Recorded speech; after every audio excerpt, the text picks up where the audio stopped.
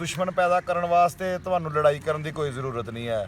ਹੁਣ ਦੇ ਵਕਤ ਦੀ ਮੈਂ ਗੱਲ ਦੱਸਦਾ ਵਾਂ, ਦੁੱਖ ਨਾਲ ਵੀ ਦੱਸਦਾ ਵਾਂ।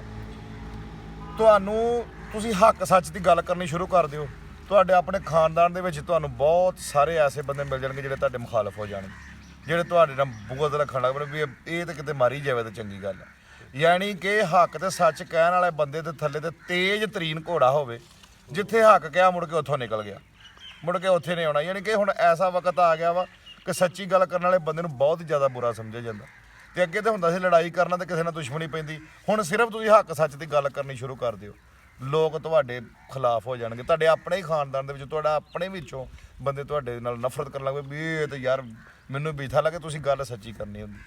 ਗੱਲ ਕਰਨ ਦਾ ਮਕਸਦ ਇਹ ਹੈ ਕਿ ਲੋਕਾਂ 'ਚ ਕੁਵਤ ਬਰਦਾਸ਼ਤ ਹੀ ਖਤਮ ਹੋ ਗਈ ਹੈ, ਸੱਚ ਸੁਣਨਾ ਜਿਹੜਾ ਉਹ ਖਤਮ। ਇਹਦਾ ਮਕਸਦ ਕੀ ਆ ਕਿ ਮੁਨਾਫਕਤ ਬੰਦਾ ਕਰਦਾ ਰਹੇ। ਮੁਨਾਫਕਤ ਉੱਦਾਂ ਨਹੀਂ ਚੰਗੀ, ਜਾਈਏ ਤਾਂ ਕਿਹੜੇ ਪਾਸੇ ਜਾਈਏ।